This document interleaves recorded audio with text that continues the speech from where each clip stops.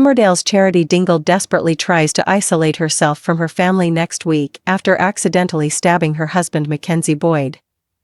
Charity reached breaking point this week and violently lashed out at Mackenzie during a night terror, believing that Damon Harry Harris had come back to haunt her and she was acting in self-defense. The dramatic week of episodes concluded with Charity urging the police to charge her, while Mackenzie showed signs of recovery in hospital as he regained consciousness. Emma Atkins, who plays Charity, recently caught up with Digital Spy to share what's next for the storyline. What was your reaction when you found out that Charity would stab Mac?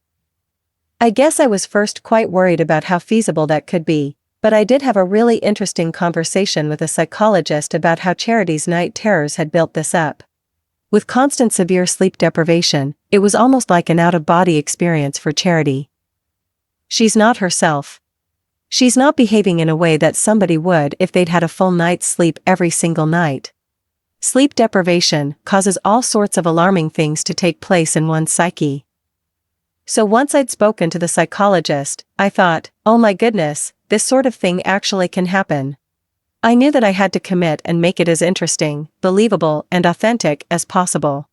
I knew that I'd be working opposite Lawrence, Rob, who plays Mackenzie, and he's brilliant, so hopefully it would be great. How will Charity deal with this situation now? Charity and Mackenzie go in very opposite directions. Charity is in total shock to begin with. She wants to be charged for the accidental stabbing, because she just feels she's not in control of her own actions, and she's terrified. Charity bolts everyone out of her life and home. She even tells Mackenzie to take the kids as she just doesn't feel responsible enough.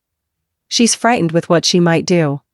So she isolates herself and ostracizes herself from her kids, Mackenzie, and the wider family. How do Charity's family respond? Charity cuts herself off, and it's Kane who comes into the house and brings her to her senses a little bit by saying, "We need to pull rank, we need to get the family involved. You need to come out of the shell that you're in and get help." Kane takes Charity on a walk. They go through the woods, but Charity says, "I just don't want to.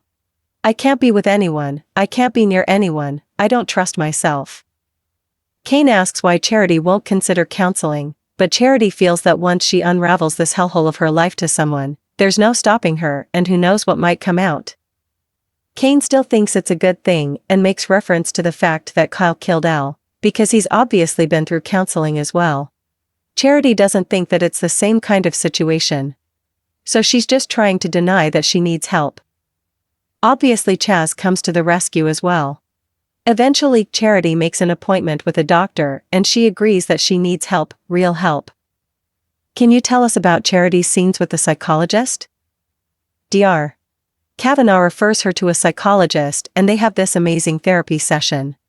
It starts off where Charity is in complete denial.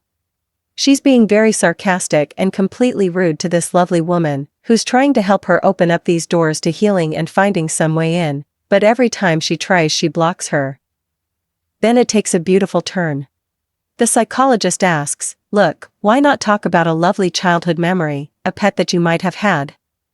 Charity talks about a dog that she had when she was a kid. The journey starts then because Charity starts to go right back into the dog, how the dog disappeared and how that involved the issues she had with her father. It all starts to unravel. Because as much as Charity is going through hell now, I think there's so much PTSD attached to her past as well. So it's all relevant, I guess. It's a lovely episode to discuss how much Charity truly loves Mac.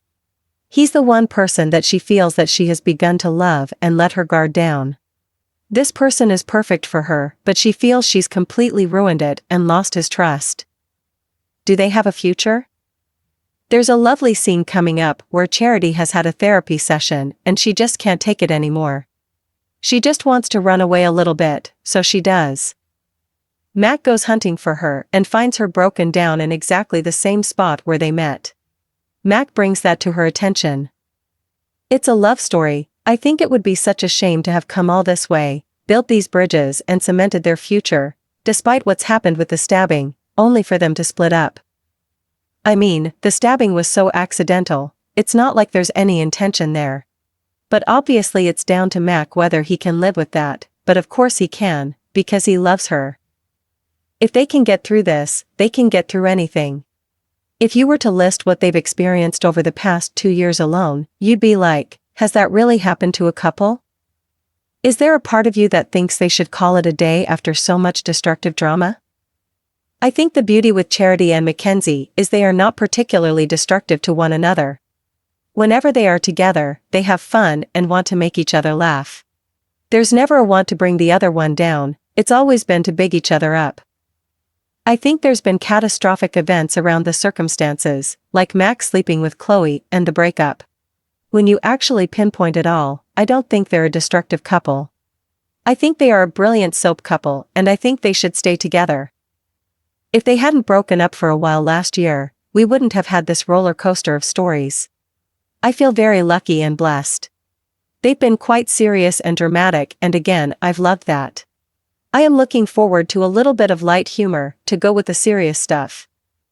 Charity and Mac are quite good at listening to one another and accepting one another's flaws. I always go, oh God, have you read that scene? There was one where Mac said, I love you, and I love the way you fart and snore. I was thinking, who's written this? Making Charity to be like that. Laughs. But I think accepting one another's flaws on that base level, you're on to a winner with those things. They make each other laugh and they have their issues. It always makes for interesting TV when you have two flawed people who are falling for each other. I guess that's why it works.